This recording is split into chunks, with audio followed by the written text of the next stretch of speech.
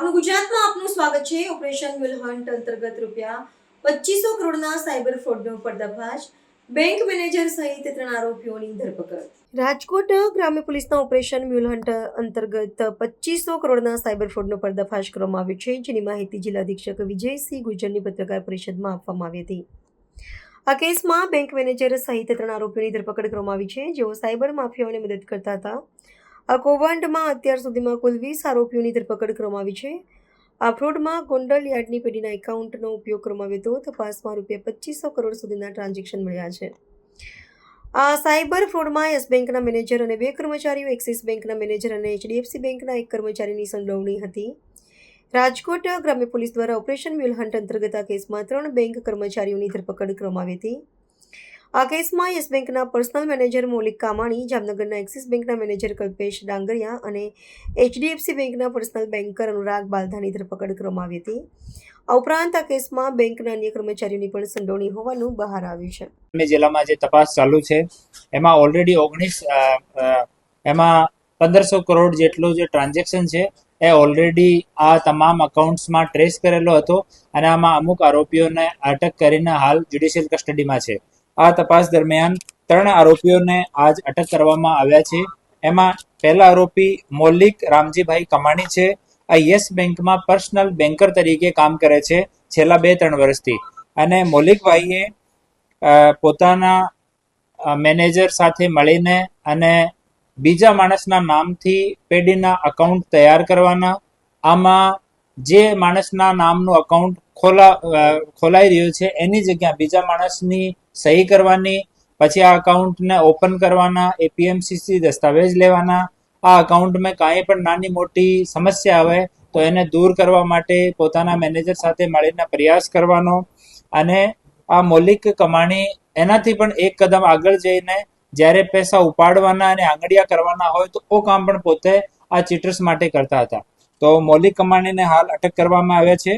એ મૂળ મેઘપર કાલાવાડ જામનગર જિલ્લાના રહેવાસી છે અને અમુક સમયમાં જ્યારે કોઈ સેન્સિટિવ ટ્રાન્ઝેક્શન થતો હોય તો બેન્કિંગ સિસ્ટમમાં અલર્ટ જનરેટ થતા હોય છે। તો એ લોકો આ અલર્ટ જનરેટ કઈ રીતે ફાઇલ થાય અને અકાઉન્ટ પરત ઓપન થઈ જાય અને ટ્રાન્ઝેક્શન ફરીથી એના ઓપન થઈ જાય એના માટે અલગ અલગ ઇન્વોઇસીસનો, APMCના કાગળોનો, બિલ્સનો યુઝ કરતા હતા। બીજા જો અટક કર્યા છે એ કલ્પેશ વિઠ્ઠલભાઈ ડાંગરિયા છે। એ હાલ એક્સિસ બેંકમાં બ્રાન્ચ મેનેજર છે, પીપર બ્રાન્ચ જામનગરમાં। અહીંયાથી પહેલા એ યસ બેંકની જસાપુર જામકંડોરણા શાખામાં, એના પછી મોવિયા પડદરીમાં, આ બંને જગ્યા યસ બેંકમાં બ્રાન્ચ મેનેજર હતા। અને કલ્પેશભાઈ વિઠ્ઠલભાઈ ડાંગરિયા છે એ જો આ કેસમાં મેઇન વોન્ટેડ આરોપી છે। યાજ્ઞિક ઉર્ફે લાલો, લાલા સાથે એની મુલાકાત થઈ, લાલો એની મુલાકાત ઋષિત રેણી સાથે કરાઈ। એ લોકો નવા જ્યારે એકાઉન્ટ પેઢીના ખોલતા હતા ત્યારે લોકો બીજા સ્ટાફને ત્યાં મોકલીને સહી કઈ રીતે કરવાની છે, કઈ રીતે જો સિસ્ટમેટિક વેરિફિકેશન છે એને બાયપાસ કરવાનું, આમાં એ લોકો મદદ કરતા હતા। આ બેન્કિંગ સિસ્ટમમાં ટ્રાન્ઝેક્શન્સની અમુક મર્યાદા હોય છે, તો આ મર્યાદાને બાયપાસ કરવા માટે APMC જો માર્કેટ છે આનો એક વન ટાઈમ લેટર મળે છે કે ભાઈ આ પેઢી અમારે અહીંયા કામ કરે છે, તો આ લેટર તમે લઈ આવો તો પછી તમારા ટ્રાન્ઝેક્શનમાં વાંધો નહીં આવે। આ પણ સલાહ એ કલ્પેશ ડાંગરિયાએ ચીટર્સને આપી હતી। એના સિવાય જો કોર બેન્કિંગ સુવિધા છે કે ભાઈ આ યસ બેંકમાં દરેક બ્રાન્ચ હોમ બ્રાન્ચ જેમ ગણાય છે, તો જે બ્રાન્ચમાં પૈસા અવેલેબલ હોય કેસના, આ બ્રાન્ચ માટે લોકો પણ આને રેફર કરતા હતા કે આજ અમારી બ્રાન્ચમાં પૈસા નથી તો તમે ચેક લઈને આ જગ્યા, જેમ કે રેસ કોર્સની બ્રાન્ચ છે, આ જગ્યા તમે ચેક લઈને માણસને મોકલો। ત્રીજા માણસ જો આજ અટક કર્યા છે એ અનુરાગભાઈ ચંદુભાઈ બાલદા છે। એ હાલ HDFC બેંકમાં કામ કરે છે, પણ એનાથી પહેલા એ યસ બેંકમાં પર્સનલ બેન્કર તરીકે કામ કરતા હતા અને જસાપુર જામકંડોરણા બ્રાન્ચમાં કામ કરતા હતા। અનુરાગભાઈ બાલદાએ ઋષિત રેણીની સામે બેસીને ગોંડલમાં ફોર્મ ભરવામાં આવ્યો અને આ ફોર્મ નરેન્દ્ર નામના વ્યક્તિનો અકાઉન્ટ ખોલવામાં આવ્યો, પણ એની જગ્યા નરેન્દ્રની જગ્યા આ ઋષિત રેણીએ સહી કરી હતી। અકાઉન્ટ ઓપનિંગ ફોર્મમાં પણ, ચેકબુકમાં પણ અને બીજા જેટલા પણ વેરિફિકેશનના કાગળો છે આ તમામમાં ઋષિત રેણી એની સામે સહી કરી હતી। આ જાણવા છતાં અનુરાગ બાલદાએ નીચે ફોર્મમાં કે ભાઈ હું સર્ટિફાઈ કર્યો છે કે આ માણસ જેના નામ લખેલું છે આ ઉપર સાઇન કરી છે, તમામ વસ્તુ લખીને વેરિફિકેશન કરીને બ્રાન્ચમાં આપ્યો અને બ્રાન્ચમાં એના જે મેનેજર છે એને વેરીફાઈ કરીને આ અકાઉન્ટ ઓપન કર્યો. તો એ 3 લોકોની સંડોવણી આ ગુનામાં મળી. તો એ ત્રણો બેંકના ત્રણો કર્મચારી હતા.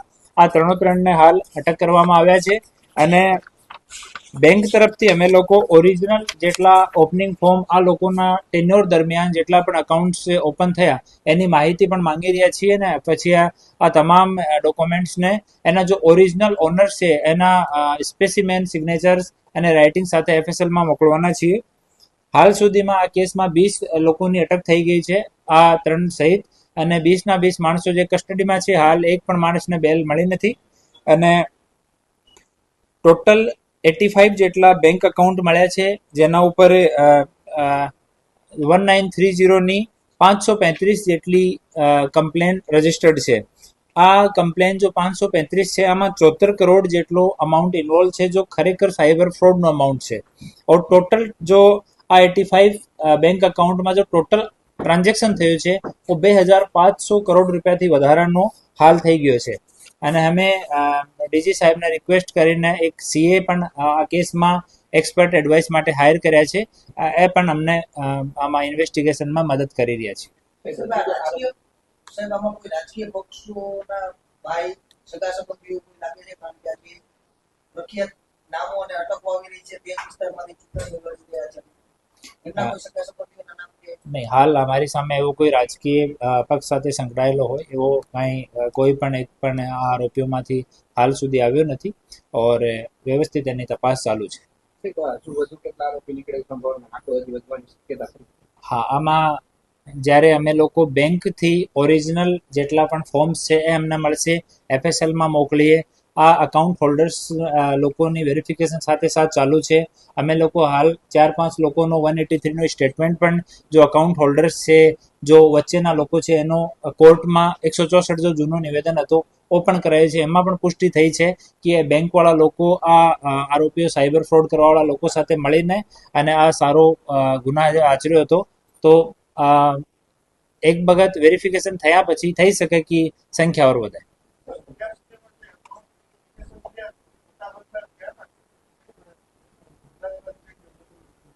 અકાઉન્ટ્સ આપણે અહીંયા નહીં છે. મોસ્ટલી તો રાજકોટ અને આજુબાજુના છે. અકાઉન્ટ હોલ્ડર્સ ઓર અકાઉન્ટને જો ઓપરેટ કરવાવાળા લોકો છે તો આપણે રાજકોટ જિલ્લાના અને આજુબાજુના લોકો છે.